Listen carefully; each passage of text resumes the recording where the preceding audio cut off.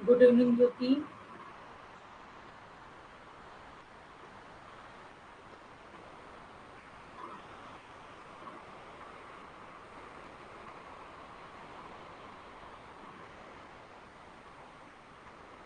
Good evening Nandita.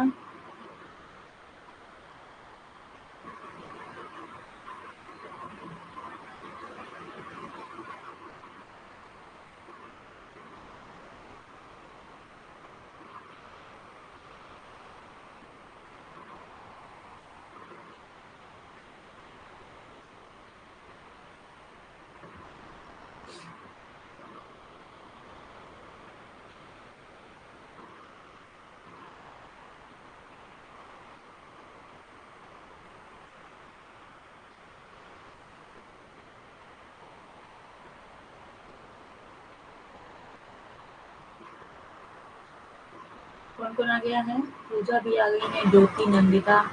Okay, 1-2 minute और wait कर लेते हैं, बाकी लोग भी आ जाए। ओके, आप लोग 6 से 6:15 के बीच में थोड़ा वेट कर लिया करिए। ओके, कि कब आपकी क्लास लाइव हो रही है।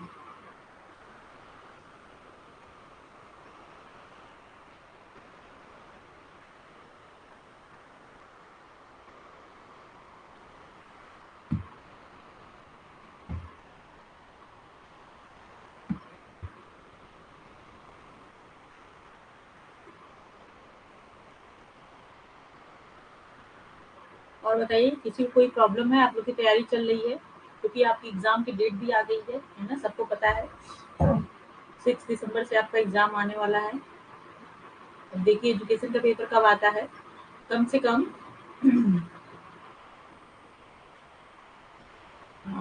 नंदिता, इसमें सॉरी क्या बोल रही है? क्यों, क्या हुआ?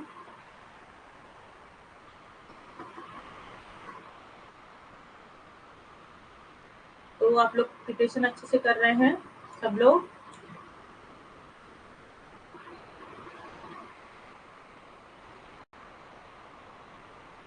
मुझे नोट्स भेजने हैं आप लोग के। रिसर्च के अभी तक नोट्स अपलोड नहीं हुए हैं, है ना? दे दूंगी मैं।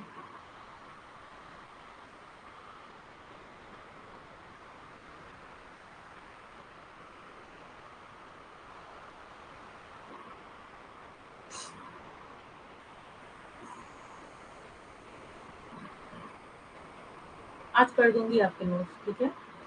आज रात तक कर दूंगी। और अगर आज नहीं हो पाया तो कल मॉर्निंग क्लास लेने से पहले मैं कर दूंगी। और ये भी मैं बता दूं कि कल आपकी 2 क्लास रहेगी। ओके, क्योंकि कल मुझे जाना नहीं है, तो कल आपकी 2 क्लास रहेगी। तो हम लोग क्या पढ़ रहे थे? स्केल के बारे में पढ़ रहे थे, है ना? Tools of the research. जब हम रिसर्च करते हैं तो क्या क्या टूल्स का यूज करते हैं।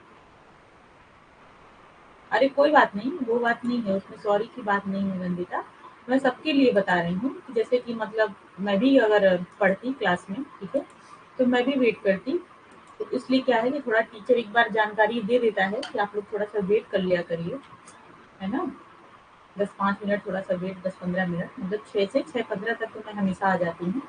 और जो दिन ज़्यादा लेट होता है मैं आप लोग को इन्फॉर्म भी कर देती हूँ। ओके, तो इसलिए मैं बता रही हूँ कि सब लोग थोड़ा सा एक माइंड मेकअप अपना करके चलेंगे तो अच्छा रहेगा, है ना? परेशानी नहीं होगी। और मैं जब भी क्लास लूँगी 1-2 मिनट वेट कर लूँगी, आप लोग आ जाएँगे, 2-4 लोग, तभी क्लास स्टार्ट होगी। ओके?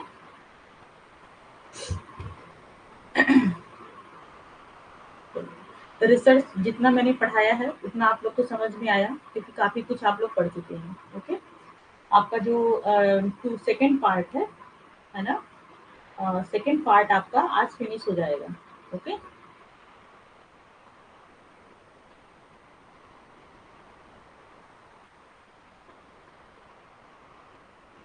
देखती हूँ, मैं ट्राई करती हूँ, हो सकता है हो जाए, हो सकता है नो भी हो पाए, है ना? तो समझ में आया सब लोग को उतना? अभी हम लोग पढ़ेंगे कि टूल्स ऑफ रिसर्च। जब हम रिसर्च करते हैं तो किन टूल्स का यूज करते हैं? टूल्स का मतलब ये होता है कि जैसे हम रिसर्च कर रहे हैं तो रिसर्च में हमको क्या लेना जरूरी है? डेटा लेना जरूरी होता है। ओके, किसी भी चीज पे अगर आप रिसर्च कर रहे हैं, आप एक्सपेरिमेंटल कर रहे हैं, डिस्क्रिप्टिव कर रहे हैं, ओके, हिस्टोरिकल रिसर्च कर रहे हैं, कोई भी आप रिसर्च कर रहे हैं तो आपको डेटा लेना पड़ेगा, तभी आपको पता चलेगा कि क्या चीजें हैं, है ना? तभी आप रिसर्च उसमें कर पाएंगे, शोध कर पाएंगे उसमें। तो हम जो टूल्स का यूज करते हैं वो अलग अलग टाइप के टूल्स होते हैं, मतलब औजार होते हैं जिसके थ्रू हम अपना डेटा का कलेक्ट करते हैं, उसी को बोलते हैं tools of the research. Okay, इतना क्लियर हो गया होगा। अब इसमें एक एक नंबर करके देखते हैं। रेटिंग स्केल, आप लोग रेटिंग स्केल हम पढ़ा दिए थे, है ना? तो इसको थोड़ा सा जल्दी में ही पढ़ाते हैं। ओके, रेटिंग स्केल जैसे होता है कि हम लोग रेट लेते हैं, कि मतलब कि कोई भी टॉपिक है ना, कोई भी जैसे मतलब कोई भी क्वेश्चन आप पूछ रहे हैं रिसर्चर से, तो आपने उनका रेट ले लिया। जैसे होता है ना कि हम क्या करते हैं, आप देखेंगे जब आप कस्टमर केयर पे फोन करते हैं तो वो लोग आपसे क्या बोलते हैं कि आप पे मैम सर जो भी हैं, आप पे एक लिंक जाएगा और आप मुझे वहाँ पर रेट कर सकते हैं, आप मुझे रेटिंग दे सकते हैं।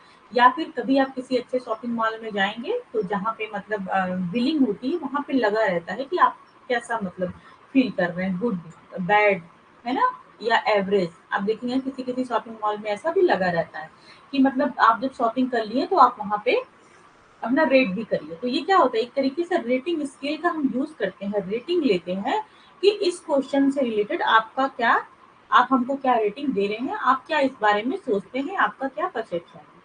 ओके, तो जब हम इसका यूज करते हैं वो क्या बोलते हैं, रेटिंग स्केल। जो रेटिंग स्केल होती है जो रिसर्च में यूज होती है वो क्या है, जैसे कि हम लोग यूज करते हैं कि इसमें मैंने बताया था कि 5 तरीके से करते हैं। एक हमारा क्या हो गया, स्ट्रांगली एग्री, स्ट्रांगली डिसएग्री, या फिर न्यूट्रल, और और इसी तरह इसका उल्टा दूसरा भी होता है। ठीक है ना? तो इस तरह से हम चीजों को करके अपना अलग अलग सबके लिए हम उसका रेट डिसाइड कर देते हैं, और जो बाद में जब हम डेटा का इंटरप्रिटेशन करते हैं, मतलब अपनी डेटा की जांच करते हैं कि लोगों ने क्या बोला, उस हिसाब से उसको रेटिंग देते हैं और चीजें करते हैं। ठीक है? अच्छा, बहुत टाइम पहले आप देखे होंगे जब पेपर में ऐसे आता था, है ना, कि आपका मतलब आपको चेक किया जा रहा है कि इससे क्या क्या आपके क्वेश्चंस हैं, आप इसमें टिक करते थे, फिर लास्ट में आता था जो न्यूज़पेपर आता था, मैंने किया हुआ था, तो कि बाद में आपको पता चलता कि अगर आपका स्कोर इतना है, 15 से 20 है, तो आपका नेचर ऐसा है, 20 से 30 के बीच में है तो आपका नेचर ऐसा है। कोई किया था क्या ऐसा, है ना? बहुत टाइम पहले, मुझे लगता है कि मतलब 6-7 साल पहले की बात होगी, ऐसा पेपर में आता था और मैंने किया था। बहुत बार किया था उसको। तो उससे पता चलता है कि आप क्या सोचते हैं, आप क्या मतलब इस तरह अलग-अलग होता था, है ना? आप लोग किए हैं क्या?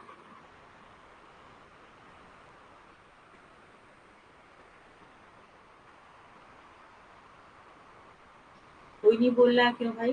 चलिए, अब हम देखते हैं इसके टाइप्स। टाइप्स क्या-क्या होते हैं? एक हमारा होता है डिस्क्रिप्टिव, दूसरा न्यूमेरिकल, और तीसरा हमारा क्या हो गया, रैंक ऑर्डर। ओके, नहीं किया होगा। तो 3 तरीके से हम अपने टूल्स को बनाते हैं। एक एक करके देखते हैं। एक हमारा होता है एटीट्यूड स्केल। एटीट्यूड स्केल का मतलब होता है कि हम किसी का एटीट्यूड चेक कर रहे हैं। ओके, कि हमारी कोई मतलब कि कुछ भी, जैसे कुछ भी है कि आपको किसी के ऊपर क्या आपका एटीट्यूड है।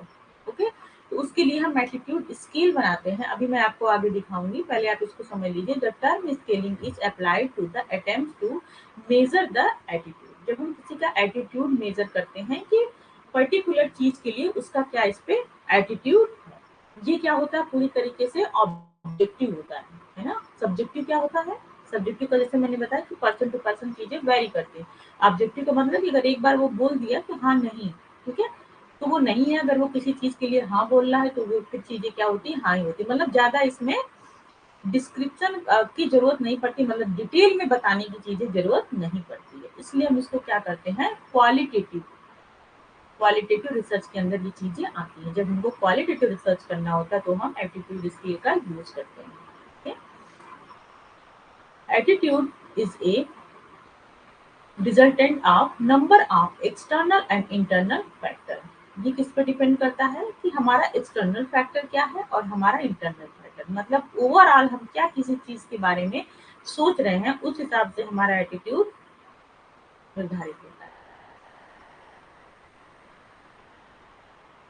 ओके, तो जैसे कि इसमें क्या क्या चीजें होती हैं, ये एक तरीके से क्या है, क्वालिटेटिव रिस्पॉन्स होता है, और जैसे कि किसी की फीलिंग्स, किसी का परसेप्शन, कोई क्या लाइक करता है, कोई क्या डिसलाइक करता है, किसी का इंटरेस्ट क्या है, किसी का प्रेफरेंस क्या है। ओके, तो इससे हम एटीट्यूड चेक करते हैं। जैसे कि ये, ठीक है, इसमें आपके क्या है, बहुत सारे इसमें ऑप्शन दिए हैं कि आपसे पूछा गया कि आपको पेन कैसा हो रहा है। मान लीजिए डॉक्टर किसी पेशेंट से पूछ रहा है कि आपको पेन कैसा हो रहा है, तो मरीज क्या बताएगा, नो पेन या माइल्ड पेन या मॉडरेट है ना, या सीवियर पेन है या वेरी सीवियर है या फिर वर्स्ट पेन है, कांट इमेजिन, मतलब बहुत ज्यादा पेन हो रहा है। तो उसके लिए क्या हुआ, हमको इस पे एटीट्यूड का पता चल रहा है। ओके, कि पेन को लेके किसका क्या एटीट्यूड है। मान लीजिए कि एक मतलब कोई प्रॉब्लम किसी को हो गई, वहां पे 10 टाइप के पेशेंट है ना, तो 10 पेशेंट से हम उनका एटीट्यूड चेक कर रहे हैं कि इससे क्या हो रहा है। मान लीजिए कि हम कोई मेडिसिन दिए हैं पेन किलर वाली, ओके, और हम उस पर रिसर्च कर रहे हैं कि किस पे क्या इफेक्ट पड़ रहा है। तो अलग अलग हम इसके लिए क्या बोले, एक तरीके से एटीट्यूड स्केल बना लिए, और हम इस चीजों को इस हिसाब से अपना डेटा कलेक्ट करेंगे, इस चीजों को मेजर करेंगे। ओके, ऐसा समझ में इतना, ये आपकी हो जाती है एटीट्यूड स्केल। तो मुझे कल की क्लास में पढ़ाना था, लास्ट क्लास में। ओके, ये समझ में आ गया सबको, रेटिंग स्केल, एटीट्यूड स्केल। एक बार मुझे बता दीजिए, तब मैं स्लाइड बंद करूँ, नहीं तो फिर से पढ़ाना हो तो फिर से पढ़ाऊँ।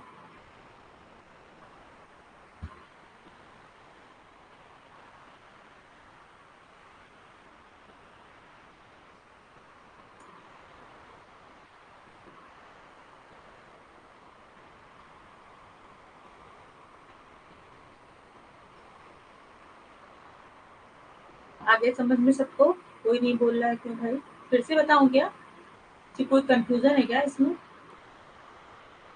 मैं रिसर्च बहुत धीरे धीरे आप लोगों को पढ़ा रही हूँ, इसीलिए पढ़ा रही हूँ ताकि सबको समझ में आ जाए। ओके, कोई ऐसी चीज ना हो कि जो आप लोग को समझ में ना आए।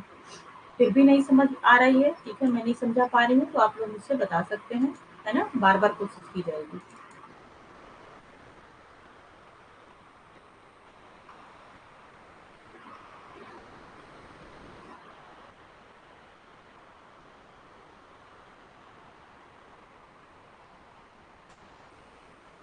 आ गया तो अच्छी बात है।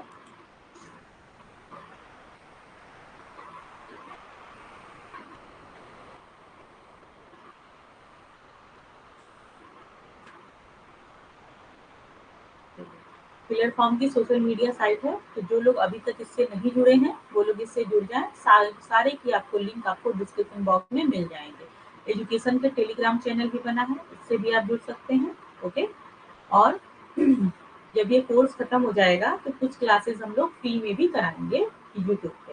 ओके, नवंबर से, और नवंबर से क्रैश कोर्स भी लॉन्च होने वाला है, जिसमें क्या है, वो आप लोगों के लिए, जो पुराने बच्चे हैं उनके लिए रिवीजन क्लासेस हो जाएंगे, है ना। एक तरीके से आप लोग का कोर्स कंप्लीट हो जाएगा, तो आपके लिए वो रिवीजन क्लासेस होंगी, और जो नए लोग जुड़ना चाहते हैं उन लोगों के लिए तो वो फ्रेश क्लासेस ही रहेंगी।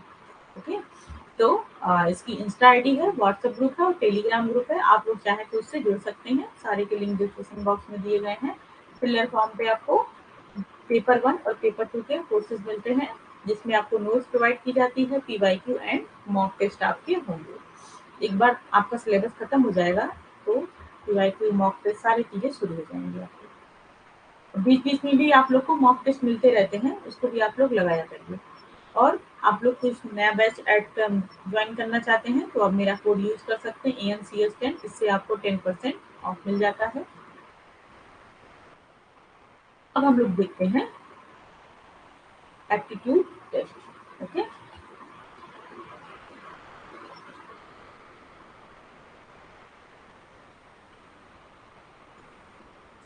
तो इसको देखिए, ये क्या होता है। एक अभी आपने देखा एटीट्यूड टेस्ट, है ना। एटीट्यूड का मतलब क्या हो गया, किसी का, किसी चीज पे क्या उसकी फीलिंग्स है, क्या उसका परसेप्शन है। ओके, ये बात क्या हो गई, ज्यादातर इसमें इंटरनल की बात हो रही है कि कोई क्या फील कर रहा है किसी चीज के बारे में। और एप्टीट्यूड का मतलब है कि वो तार्किक तरीके से, है ना। जैसे कि आप लोग जब एग्जाम देते हैं कोई, बहुत सारे जैसे रेलवे वगैरह, बैंकिंग का एग्जाम, बहुत सारे एग्जाम आप लोग दिए होंगे, जानते हैं। तो उसमें क्या आता है, एप्टीट्यूड टेस्ट आता है, मतलब उसमें न्यूमेरिक्स का ज्ञान होना आपको जरूरी है, आपको न्यूमेरिकल, रीजनिंग, ये सब चीजें पूछी जाती है ना। और जैसे कि और जो आपका फर्स्ट पेपर है उसमें भी चीजें आती हैं, यही सब चीजें उसमें आती है ना, मैथ वगैरह, डीआई वगैरह जो आपका आता है। तो उसमें हम क्या चेक करते हैं, उसमें हम एप्टीट्यूड चेक करते हैं कि उनके अंदर किसी भी चीज को सोचने समझने की क्षमता कैसी है, मतलब वो रीजनिंग के तरीके, तार्किक तरीके से चीजों को कैसे सोच पाते हैं। ये टेस्ट क्या होता है, एक तरीके से न्यूमेरिकल रीजनिंग होती है, और इसमें हम क्या करते हैं, मैथमेटिकल एबिलिटी को परसेंटेज, एवरेज एंड राइट, ठीक है। तो उनकी जो मैथमेटिकल रीजनिंग है, इसमें हम अपने बच्चों की मैथमेटिकल रीजनिंग इसमें टेस्ट करते हैं। जैसे कि आप देखे हैं ना कि जब आपका वनडे एग्जाम होता है उसमें भी होता है, या फिर आपका जो एकेडमिक चीजें चल रही हैं उसमें भी मैथ वगैरह इस रखते हैं, रीजनिंग रखा जाता है, ताकि क्या है, जो भी हमारे स्टूडेंट है उनकी न्यूमेरिक्स अच्छी हो सके। ओके, बहुत लोग को लिखना आती नहीं है जो मेरी तरह है ना।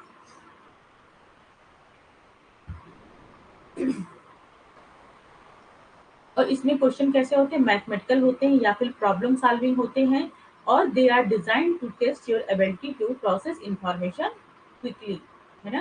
जैसे रीजनिंग के क्वेश्चन होते हैं ना, जो प्रॉब्लम सॉल्विंग के टाइप में भी होते हैं, कि मतलब आप देखेंगे ब्लड रिलेशन वाले क्वेश्चन होते हैं, है ना, और समय एंड दूरी वाले क्वेश्चन होते हैं, और अलग अलग टाइप के क्वेश्चन इसमें बनाए जाते हैं। तो वो क्या होता है, वो एक तरीके से होता है एप्टीट्यूड टेस्ट। मान लीजिए कि आप किसी का लिटरेसी चेक कर रहे हैं कि मैथ के लिए वो कितना लिटरल है, ठीक है, कितना लिटरेट है वो मैथ के लिए, उसको मैथ कितना आता है। तो आप यहाँ पे कौन सा टेस्ट लगाएंगे, आप यहाँ पे एप्टीट्यूड टेस्ट लगाएंगे, अगर आपको इसका डेटा कलेक्ट करना है। ओके, मान लीजिए आपको किसका डेटा कलेक्ट करना है, और किसी सब्जेक्ट, किसी फिजिक्स का डेटा कलेक्ट करना है, क्योंकि फिजिक्स में न्यूमेरिक्स वगैरह भी होते हैं। तो उसमें आप दोनों तरीके के लगाएंगे, उसमें आप कुछ डिस्क्रिप्टिव क्वेश्चन भी रख सकते हैं, और आप उसमें एप्टीट्यूड से रिलेटेड क्वेश्चन उसमें रख सकते हैं। लेकिन आप सिर्फ आप टूवर्ड्स द मैथमेटिक्स अगर आप देख रहे हैं, अगर आपका रिसर्च का ये पार्ट है कि आप देखना चाहते हैं कि मैथमेटिक्स की एबिलिटी कितनी है, चाहे वो हायर सेकेंडरी हो या सेकेंडरी हो, प्राइमरी के बच्चे हो, ठीक है। तो जिस चीज की भी आपको करनी है, तो जो आप उसमें टूल्स बनाएंगे वो क्या रहेगा, आपका एप्टीट्यूड टेस्ट आप उसमें रखेंगे। तो रीजनिंग के क्वेश्चन रखेंगे, मैथ के क्वेश्चन रखेंगे, ठीक है, जैसे मैथ में परसेंटेज वगैरह, एवरेज वगैरह, सिंपल सिंपल चीजें, मतलब जिस हिसाब से आपको, जिस लेवल का आपको टेस्ट करना है उस हिसाब से आप उसमें टेस्ट करके अपना टेस्ट करते हैं, मतलब अपना टूल्स आप तैयार करते हैं अपने डेटा कलेक्शन के लिए। अब आप देखिए, आपका दूसरा आपका क्या है, अचीवमेंट टेस्ट, है ना। अचीवमेंट टेस्ट आपका क्या होता है कि इसमें हम करते हैं, achievement test are develop to measure skill. Okay, जब हमें किसी की स्किल जाननी हो, उसका लेवल कितना है, उसको कितनी जानकारी चीजों से हुई है। अचीवमेंट टेस्ट का सिंपल सा एग्जांपल क्या होता है कि जो आपका एग्जाम होता है ना, मान लीजिए आपका हिस्ट्री का एग्जाम है, हिस्ट्री का पेपर है, ठीक है, आपका हिस्ट्री का पेपर है। तो उसमें देखते हैं आप ना कि उसमें कुछ क्या होते हैं, कुछ शॉर्ट टाइप क्वेश्चन पूछे जाते हैं, है ना, कुछ आपके लॉन्ग टाइप क्वेश्चन रहते हैं, कुछ मीडियम टाइप वाले रहते हैं। जैसे होता है कि ये क्वेश्चन आपका 2 नंबर का है, लॉन्ग वाला 10 नंबर का दे देते हैं, और बीच वाला मीडियम वाला 5 नंबर का क्वेश्चन दे देते हैं। तो इस तरह हमारा जो एक पूरा पेपर क्या होता है, बनाया जाता है, ठीक है। तो हम इसमें क्या देखते हैं, हम इसमें अचीवमेंट देखते हैं कि हमने जो 1 ईयर बच्चों को पढ़ाया है ये चीज, तो उसके थ्रू कितना समझ में आया, कितना नहीं समझ में आया। इसी तरह मान लीजिए कि हमको ट्रेनिंग करा रहे हैं, ओके, तो ट्रेनिंग में भी हम कोई चीज ऐसा बता रहे हैं, कोई भी स्किल हम डेवलपमेंट कर रहे हैं, तो उसमें भी क्या किया जाता है, अचीवमेंट टेस्ट लिया जाता है कि हमको स्किल पता चले। या फिर आप अपने अपने एरिया में समझिए, अगर आप रिसर्च कर रहे हैं किसी भी चीज का, आप किसी के अंदर कोई स्किल जानना चाहते हैं, उसको ये चीज आती है कि नहीं आती है, ओके, तो आप उसमें क्या टेस्ट लगाते हैं, अचीवमेंट टेस्ट लगाते हैं। तो अलग अलग टेस्ट कब लगाए जाते हैं, क्यों लगाए जाते हैं, तो ये भी चीजें आप इसमें याद रखिएगा, आपसे क्वेश्चन ऐसे भी पूछे जा सकते हैं। ओके,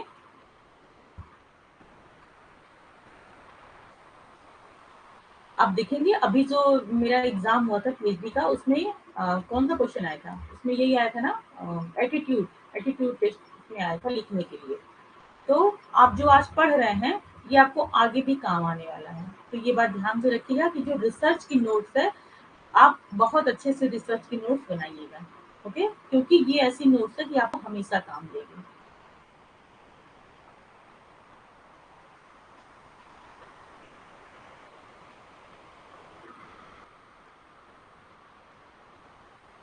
और ये जो अचीवमेंट टेस्ट होता है, ठीक है, achievement test are often construct with aptitude test. इस ये जो अचीवमेंट टेस्ट हम बनाते हैं वो एप्टीट्यूड के साथ भी इस टेस्ट को हम बनाते हैं। जैसे कि क्या चीजें होती हैं, कभी कभी हम डिस्क्रिप्टिव चीजें, ये जो अचीवमेंट टेस्ट होता है वो पूरी तरीके से क्या होता है, डिस्क्रिप्टिव टेस्ट होता है। मतलब हम इसमें कौन सी स्टडी कर रहे हैं, क्वालिटेटिव स्टडी कर रहे हैं कि क्वांटिटेटिव कर रहे हैं, ये बात थोड़ा मुझे बता दीजिए आप लोग।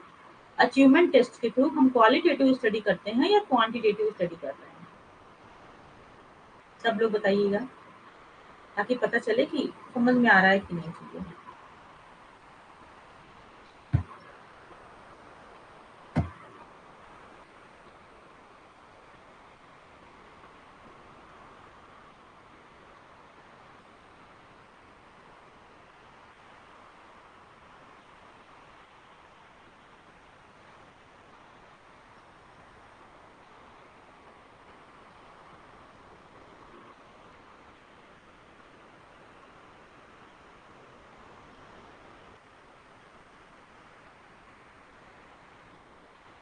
इसके थ्रू हम क्या करते हैं, क्वालिटेटिव रिसर्च करते हैं, क्योंकि हम किसी चीज को डीप में जानने की कोशिश कर रहे हैं ना। जैसे कि अभी आप मान लीजिए कि आपके एग्जाम में हिस्ट्री का जो पेपर आता है उसमें क्या है, शॉर्ट टाइप क्वेश्चन भी है, लॉन्ग टाइप भी क्वेश्चन है, और उसमें मीडियम साइज के भी क्वेश्चन है। ओके, तो ये आपकी क्या हो जाती है, ये आपकी दोनों रिसर्च इसमें होगी, क्वालिटेटिव होगी। अगर शॉर्ट टाइम अगर एक नंबर वाले क्वेश्चन टिक वाले तो वो तो सीधे आपके क्या हो गए, क्वांटिटेटिव हो गए, है ना। तो ये मिक्स्ड में आ सकता है, लेकिन अगर ज्यादा अगर फोकस किया जाता है तो किस पे किया जाता है, ये क्वालिटेटिव है, क्योंकि हम पूरी तरीके से डीप में चीजें ज्यादा पूछ रहे हैं। इसमें लॉन्ग क्वेश्चन और मीडियम क्वेश्चन इसमें ज्यादा होते हैं, ओके, अचीवमेंट टेस्ट में। और ये किसके सारे कहता है, इसमें एप्टीट्यूड टेस्ट के भी कुछ क्वेश्चन आ सकते हैं, उनके भी क्वेश्चन हम इसमें अचीवमेंट टेस्ट में अचीवमेंट टेस्ट के साथ रखते हैं, एप्टीट्यूड टेस्ट के भी क्वेश्चन। ओके, तो ये तो स्टडी क्या है, मिक्स मेथड होगी। लेकिन अगर ज्यादा हमें फोकस की बात करूँ कि किस पे ज्यादा फोकस होती है, तो हम क्वालिटेटिव रिसर्च की स्टडी है, ठीक है, क्वालिटेटिव के अंदर ये चीज आएगी। ओके, बाकी लोग क्यों रिप्लाई नहीं कर रहे हैं? हम्म?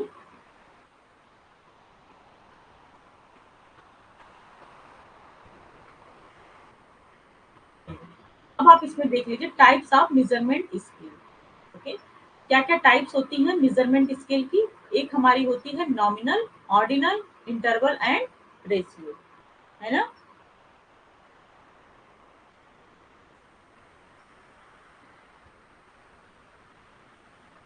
तो इसको देखिए, जब नॉमिनल स्टेज क्या होती है ना। नॉमिनल का मतलब है कि किसी को हम नेम दे सकते हैं, जो हमारा डेटा होता है हम उसको क्या करते हैं, नेम दे सकते हैं। जैसे कि मान लीजिए कि हमको अपना रिसर्च करना है, हमारी जो पॉपुलेशन है हमने उसमें से क्या किया, कुछ सैंपल लिया। ओके, सैंपल का क्या होता है, इसमें दो तरीके से हम उसको डिवाइड कर लिए, या फिर हम इसको मेल कर लिए और एक किसी को फीमेल कर लिए, या फिर हम रूरल या अर्बन में डिवाइड कर लिए। मतलब हमने क्या किया, अलग अलग दो कैटेगरी में करके नाम दे दिया, ठीक है। तो ये हमारी कौन सी स्टेज होती है, नॉमिनल, है ना। हाँ नंदिता, स्लाइड में थोड़ा इसमें कंफ्यूजन हो गया था, क्वेश्चनर और इन्वेंटरी दोनों स्लाइड में थी नहीं। ओके, तो मैं कल जब मैं कल पढ़ाऊंगी तो मैं ये चीजें इसको पढ़ा दूंगी। और बाकी आज इसमें प्रोजेक्टिव टेक्निक नहीं थी, इस वजह से मैंने इसको छोड़ा है।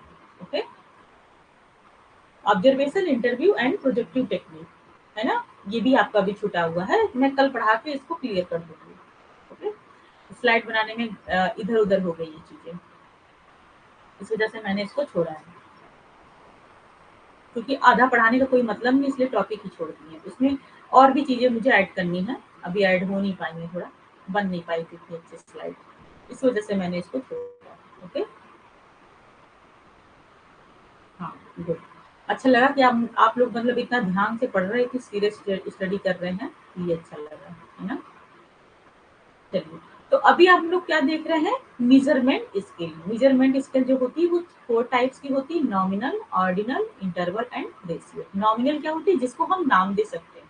ओके, ऑर्डिनल होता है, इसमें हम क्या करते हैं, रैंक ऑर्डर में देते हैं। जैसे कि मान लीजिए कि हमको कहीं से डेटा कलेक्ट करना है, किसी स्कूल का डेटा कलेक्ट करना है, और हमको किसी भी क्लास का मान लीजिए क्लास फिफ्थ का आपको डेटा कलेक्ट करना है कि क्लास फिफ्थ के बच्चों का क्या भी चीजें, मतलब जैसे कि मैथमेटिकल की स्किल उनके अंदर कितनी है, मैथ कितनी आती है, मान लीजिए आपको इस चीज का रिसर्च करना है, तो इसमें आप अलग अलग स्केल से कैसे मेजरमेंट करेंगे। आप देखिए इसको, कि पहले हम क्या करते हैं, नॉमिनल इनको नाम दे देते हैं, कि कुछ हम मेल बच्चे को अलग रखेंगे, फीमेल को अलग, मतलब अलग अलग ग्रुप में इनको नाम देके हम बांट देंगे। ऑर्डिनल में क्या करेंगे, हम चीजों को रैंक ऑर्डर में दे सकते हैं, कि उस क्लास में अगर मान लीजिए 50 बच्चे हैं, सबको हमने अलग अलग रैंक दे दिया, 1 2 3 4 5, जैसे कि हम लोग का अटेंडेंस होता है ना, सबको रोल नंबर दिया जाता है, तो वहाँ पे क्या होता है, हमारा ऑर्डिनल स्केल होता है, हम रैंक देते हैं वहाँ पे। इंटरवल का मतलब है कि हमने क्या किया, कि छोटा छोटा ग्रुप बना दिया एक सेम इंटरवल पे, मतलब 1 से 5 का बना दिया, ठीक है, फिर 6 से क्या बना दिया, 10 का बना दिया। तो ऐसे ऐसे करके हम एक सेम इंटरवल की हमने क्या किया, ग्रुप बना दिया। तो ये हमारी होती है इंटरवल स्केल। रेशियो स्केल क्या होती है, जब हम कोई चीज जीरो से स्टार्ट करते हैं, ओके, जब हम कोई चीज जीरो से स्टार्ट करते हैं, वो हमारी आती है रेशियो स्केल में, है ना। यही वाला आपसे क्वेश्चन पूछा गया था, जो भी आपका एग्जाम हुआ था, उससे ये कोई क्वेश्चन आया था, रेशियो स्केल से आपके क्वेश्चन उसमें आए हुए थे, जो लोग एग्जाम दिए होंगे उनको याद होगा, है ना। तो अब आप इसको थोड़ा सा इसकी डेफिनेशन देख लीजिए। Nominal scale, the data can only be categorised. इसमें क्या होता है, डेटा को सिर्फ हम कैटेगराइज कर सकते हैं, मतलब 2 भाग 3 भाग 4 भाग में, अलग अलग भाग में हम डिवाइड कर सकते हैं, सिर्फ हम नाम दे सकते हैं। ऑर्डिनल स्टेज में क्या होगा, the data can be categorised and rank, ठीक है, इसमें हम कैटेगरी भी करते हैं और फिर हम रैंक भी करते हैं। आप एक चीज और याद रखिएगा इसमें, कि ये तो पहले आप नंबर से याद रखिएगा 1 2 3 एंड 4, ओके। लेकिन जो भी होगा, मान लीजिए अगर आप तीसरे नंबर का यूज कर रहे हैं मेजरमेंट स्केल, इंटरवल की आप बात कर रहे हैं, तो ऊपर के जो 2 स्केल हैं आपके, ऑर्डिनल और नॉमिनल, दोनों के गुण इंटरवल में पाए जाएंगे, है ना। तो जो नॉमिनल स्केल है उसमें तो सिर्फ अपना है, कि सिर्फ वो डेटा को कैटेगराइज कर सकता है, लेकिन ऑर्डिनल में इसीलिए क्या होता है, वो नॉमिनल के की तरह डेटा को कैटेगराइज भी कर सकता है, प्लस वो क्या करता है, रैंक ऑर्डर में भी उसको डिवाइड करता है, मतलब रैंक दे सकता है ना। और इंटरवल स्केल जो होती है, इसके अंदर भी क्या होगा, वो कैटेगराइज भी करेगा, रैंक भी देगा, और प्लस वो क्या करेगा, एक जो समान इंटरवल होता है, कि मतलब जैसे कि हमने बताया कि 5-5 का हमने लिया, है ना, 1 से 5 बच्चे इधर लिए, फिर उसके बाद 6 से 10 बच्चे उधर ले लिए, मतलब 5-5 का हमने क्या बना दिया, एक समान मतलब एक सेम इंटरवल का हमने ग्रुप बनाया, ओके। तो ये क्या होता है आपका इंटरवल। और रेशियो में क्या होगा, इन तीनों का गुण होगा, इसमें नाम भी दे सकते हैं और उसको रैंक भी दे सकते हैं और उसको सेम इंटरवल पे हम रख सकते हैं, प्लस इसमें क्या होता है, हम जीरो को भी इसमें ऐड कर सकते हैं, ओके। तो ये हमारी होती है रेशियो स्केल। थोड़ा हिंदी में भी बता दूं मैं, हो सकता है कोई ऑफलाइन में भी देखता हो जिसको हिंदी ज्यादा समझ में आती हो, तो वो फिर परेशान होते होंगे लोग।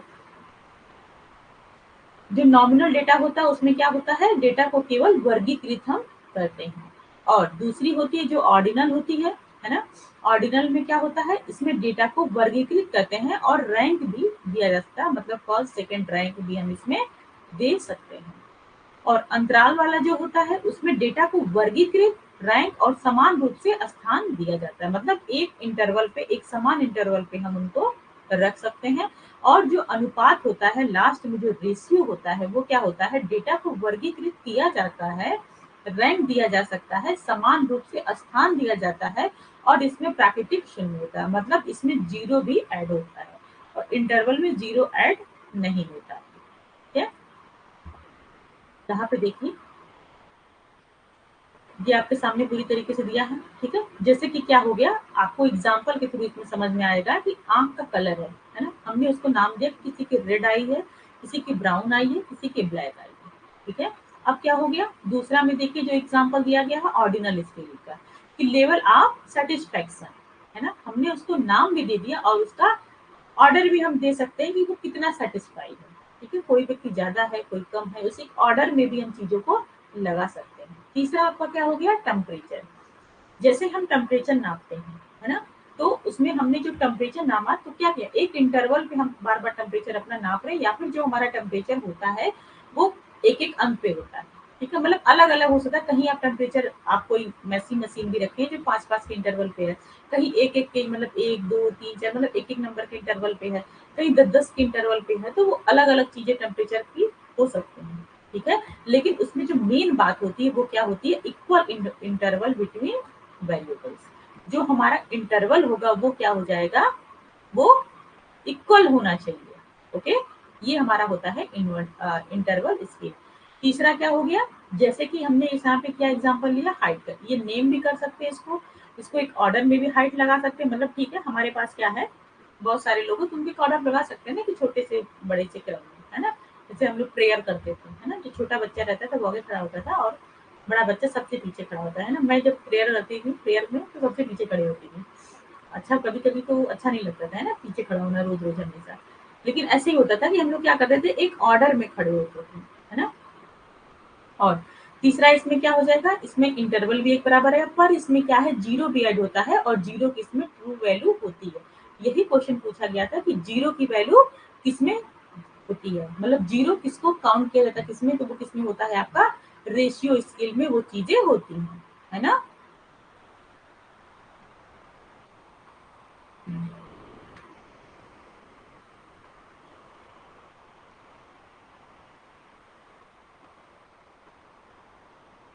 नहीं, इसमें क्या होगा, विज्ञान नॉमिनल में आप सिर्फ उसमें नाम दे सकते हैं, है ना। चीजों को हम नाम दे सकते हैं, जो हमारा डेटा है उसको एक तरीके से सिर्फ इसमें नाम दे सकते हैं। ऑर्डिनल में हम क्या करते हैं, ऑर्डर में रखते हैं। इंटरवल में एक एक जो उसका नियत इंटरवल, जो भी रिसर्चर जो भी चीजें मान लिया वो उसमें रखते हैं। और रेशियो में अगर कोई चीज हम मेजर कर रहे हैं जिसमें जीरो भी हमको रखना है ना, कि मतलब कोई भी हाइट है, मान लीजिए कि 0 से लेके 5 फीट वाले हाइट के लोग यहाँ हैं, है ना। वैसे तो इतना होता नहीं है, 5 से ज़्यादा बहुत कम ही लोग होते हैं, लेकिन मान लीजिए कोई चीज़ आदमी को नहीं, किसी और चीज़ को हम मेज़र कर रहे हैं, ओके। तो वहाँ पे अगर 0 अगर आप साथ ले रहे हैं तो वो आपकी होगी रेशियो स्केल, ओके। इसी से आपसे क्वेश्चन पूछा गया था कि 0 की ट्रू वैल्यू किसमें होती है, या फिर 0 को साथ में किसको लेके चलते हैं, कुछ इसी टाइप के क्वेश्चन था। उसका जो आंसर था वो आपका था रेशियो स्केल,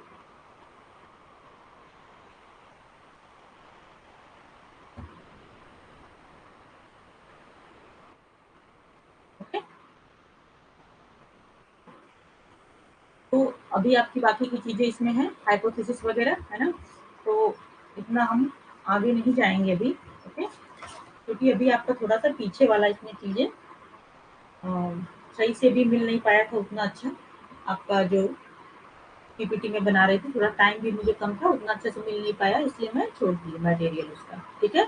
तो मैं आपको बताऊँगी कल की क्लास में, आपको कल क्या पढ़ाऊँगी मैं, क्वेश्चनायर के बारे में बताऊँगी, है ना, और इन्वेंटरी टेस्ट, है ना। ये 2 टेस्ट हो जाएगा, और टेक्निक ऑफ रिसर्च, रिसर्च की टेक्निक क्या-क्या होती है, हम कैसे रिसर्च करते हैं। जैसे एक आपका होता है ऑब्जर्वेशन, ठीक है, मैं थोड़ा-सा इसको बता देती हूँ। एक आपका क्या होता है ऑब्जर्वेशन, कि हम चीज़ों को ऑब्जर्व करके देखते हैं, है ना। जैसे कि मान लीजिए कि आपको किसी चीज़ पे रिसर्च करना है ना, आपने मान लीजिए कोई केस स्टडी करना है ना। आपके आपका जो टॉपिक है वो आपका टॉपिक है कि जो डिसेबल चाइल्ड है ना, जो भी डिसेबल चाइल्ड है, आपको किसी किसी एक डिसेबल चाइल्ड के ऊपर आपको केस स्टडी करनी है, कि उनकी क्या एक्टिविटी है। मान लीजिए जो जिस टाइप की उनकी बीमारी हो, आपको उसको देखना है कि किस टाइप की उनको बीमारी होगी, इससे क्या क्या चीज़ें डिफिशियंसी होती है, शरीर में होती है, या फिर बोलने चालने करने में उनकी क्या मानसिक स्थिति, इस पे आपको केस स्टडी करना है, ठीक है। तो आप उसमें क्या कर सकते हैं, आप उसमें पूरी तरीके से ऑब्जर्वेशन करेंगे, आप ऑब्जर्व करके ही चीज़ों को देखेंगे, ओके। और एक चीज़ मान लीजिए कि जैसा कि मैंने अभी पढ़ाया आपको पहले, एक्सपेरिमेंटल रिसर्च, ठीक है। एक्सपेरिमेंटल रिसर्च आपको मैंने बताया, तो इसमें हम क्या करते हैं, इसमें ऑब्जर्व करते हैं, या फिर हम चीज़ों को इसमें करते हैं, कॉज एंड इफेक्ट को देखते हैं, है ना। जो रिसर्चर होगा वो किसमें ज़्यादा एक्टिव होगा, वो केस स्टडी में ज़्यादा एक्टिव होगा, या फिर वो एक्सपेरिमेंटल में ज़्यादा एक्टिव होगा, बताइए।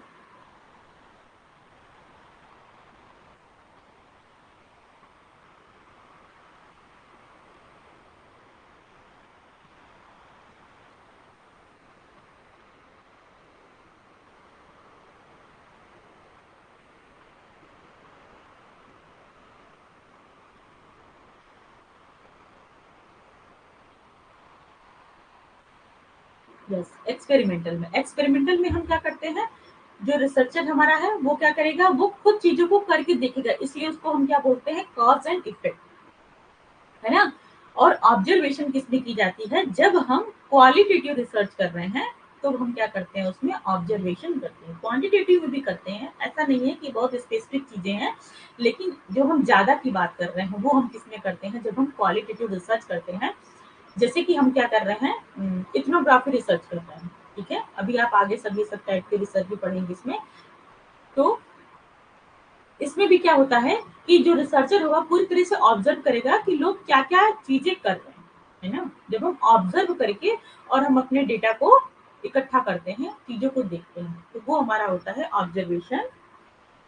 दूसरा आपका क्या दिया गया है, इंटरव्यू, या फिर हम क्या कर सकते हैं, इंटरव्यू ले सकते हैं। केस स्टडी में भी हम इंटरव्यू ले सकते हैं। मान लीजिए कोई डिसेबल चाइल्ड है, तो उसके सामने हम बहुत सारे क्वेश्चंस अपना क्वेश्चनायर बना के ले गए और उससे हम भरवा लिए, है ना, कि जो भी हमारा रिसर्च एरिया उससे रिलेटेड हमने क्वेश्चन बनाया और उससे जाके क्वेश्चन भरवाया। ऐसे भी इंटरव्यू ले सकते हैं, या फिर हम उनसे डिस्कशन भी कर सकते हैं, है ना। दोनों तरीके से इंटरव्यू लेने का ऑप्शन होता है रिसर्च में, या फिर हम उनसे बात डिस्कशन करके हम खुद अपना क्वेश्चनायर भर सकते हैं। ओके, तो ये आपका हो जाएगा इंटरव्यू मेथड, ठीक है। इंटरव्यू टेक्निक हो गए रिसर्च की। तीसरा जो आपने दिया गया है, प्रोजेक्टिव टेक्निक। ओके,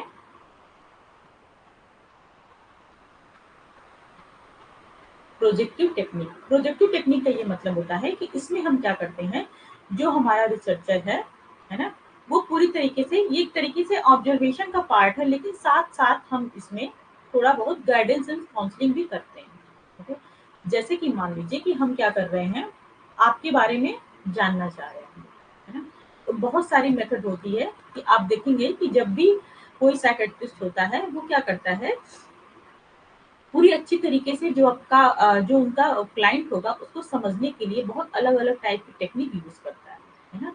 बहुत सारे ऐसे साइकोलॉजिकल टेस्ट होते हैं जो साइकाइट्रिस्ट यूज करते हैं, और अपने क्लाइंट की क्या इस समय साइकोलॉजी चल रही है, क्या उनकी जो दिमाग की या मन की जो दशा है वो किस टाइप में है, वो क्या सोच रहे हैं, क्या प्रॉब्लम है, उस हिसाब से उस टेक्निक को यूज करके वो चीजों को सीखते समझते हैं, मतलब जानते हैं, ठीक है। और उसके अकॉर्डिंग उनका मेडिकल ट्रीटमेंट वो करते हैं, है ना। तो प्रोजेक्टिव टेक्निक का मतलब है कि हम एक तरीके से एक ऐसा इन्वायरमेंट हम करते हैं रिसर्च में कि जो हमारा जिससे हम डेटा कलेक्ट कर रहे हैं वो उस टाइप की चीजें करे, और वो चीजें हम अपनी क्या करते हैं, जो रिसर्चर होगा वो चीजों को नोट करता है और अपना डेटा वहां से कलेक्ट करता है। ओके, किसी के सोचने समझने की क्षमता उसमें कैसी हो रही है ना, चीजों को प्रोजेक्ट करना उसमें। तो ठीक है, तो नेक्स्ट क्लास में हम ये सब पढ़ते हैं हम लोग, है ना। पहले ये वाला पार्ट हम अच्छे से इसको पढ़ के खत्म करेंगे, फिर हम लोग आगे का पढ़ेंगे। क्वालिटेटिव डाटा एनालिसिस आपको पढ़ना है, डिस्क्रिप्टिव एनालिसिस, बहुत सारी चीजें हैं। उसके बाद सेंटर टेंडेंसी कैसे निकालते हैं, मिड मीडियन मोड, आपको उसका फॉर्मूला याद करना पड़ेगा। ओके, है ना। फिर हम पढ़ेंगे टाइप 1 एंड टाइप 2 ईयर, है ना। बीच का भी ये सब आपको पढ़ना है, फिर उसके बाद आपका आएगा type 1 and type 2 year. Okay, किसी को और कुछ क्वेश्चंस पूछना है, किसी को और कुछ कहना है ना, क्योंकि आज से क्लास में इतनी ही चीजें हैं। ओके,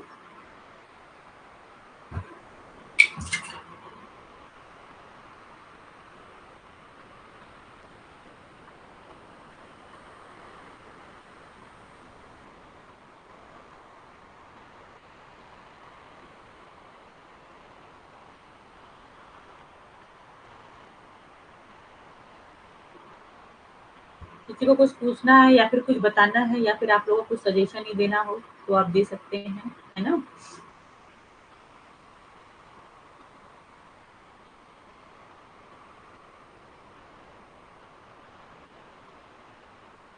ओके, ठीक है। ओके, तो कल आपकी पता है 2 क्लासेस चलेंगी, है ना। कल कौन सा दिन है, सैटरडे है ना, सैटरडे संडे, संडे को भी मैं क्लास लूंगी आपकी। ओके, और कोशिश करूंगी कि संडे को भी 2 क्लास आपकी ले पाऊँ। मैं पूरा 100% नहीं बोल पाती, क्योंकि क्या है कि मतलब क्लासेस मेरी मिस भी हो जाती है ना, मैं कहती हूँ फिर भी नहीं ले पाती हूँ।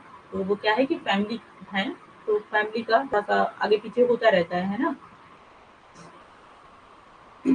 तो कल आपकी 6 पीएम और 10 एएम वाली दोनों क्लास आपकी होगी, दोनों दिन आप मान के चलिए। अगर नहीं होगी तो मैं आपको बता दूँगी, पहले से ही आपको चीज़ें क्लियर कर दूँगी। ओके, कि होगी कि नहीं होगी। ये आपका क्लियर हो गया। और मैं ये भी बताना चाहती हूँ कि आपकी थोड़ी अक्टूबर में, मैं पहले से बता दूं क्योंकि मेरी पहले से ही है प्लानिंग, कि अक्टूबर को 13 को आपकी क्लास नहीं होगी, है ना।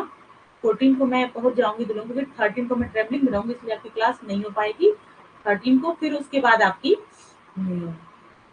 20 से क्लासेस नहीं हो पाएंगी, है ना। 22, 23 या 24 तक मान के चलिए, मतलब उधर 3-4 दिन क्लास आपकी बंद रहेगी, है ना।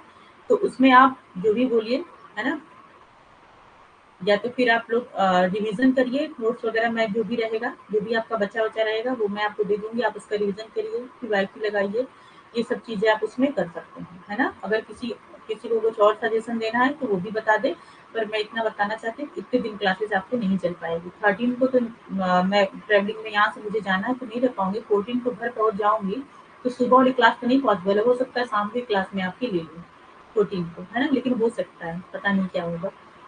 और बाकी 20 to 24 तो ये नहीं हो पाएगा, ठीक है। 3-4 दिन क्लास वहाँ पे लगातार हो नहीं पाएगी,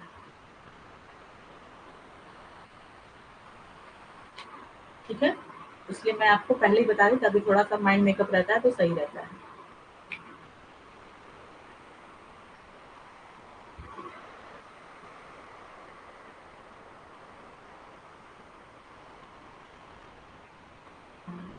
ओके। और किसी को कुछ कहना है, कुछ पूछना है तो पूछ सकता है ना, क्योंकि आज टाइम बहुत है हम लोग के पास, है ना।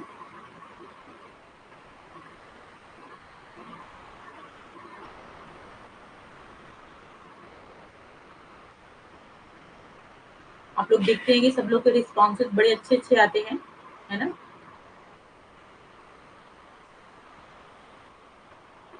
ओके, बाय अभिज्ञान।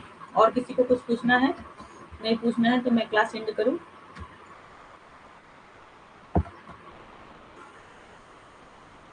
सब लोग नोट्स बना लीजिए और सब लोग रिवीजन करते रहिए, है ना।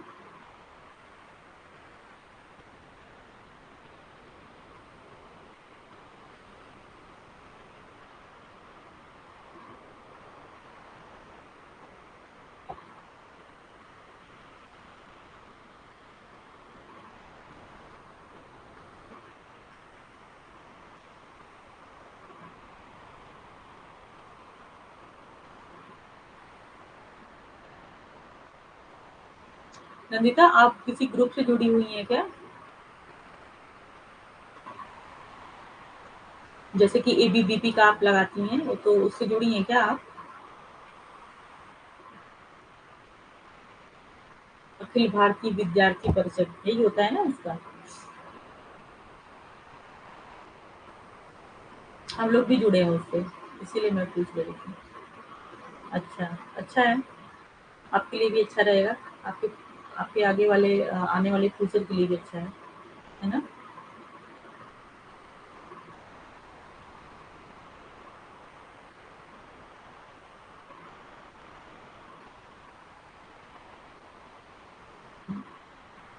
चलिए, ओके फिर, सबको टाटा बाय बाय, है ना। Thank you so much for joining everyone.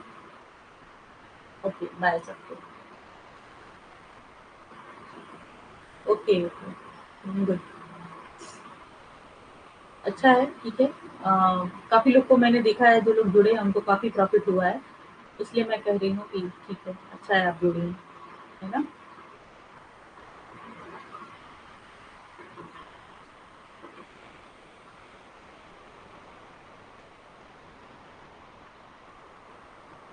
Okay, फिर मैं क्लास एंड करती हूँ, बाय सबको।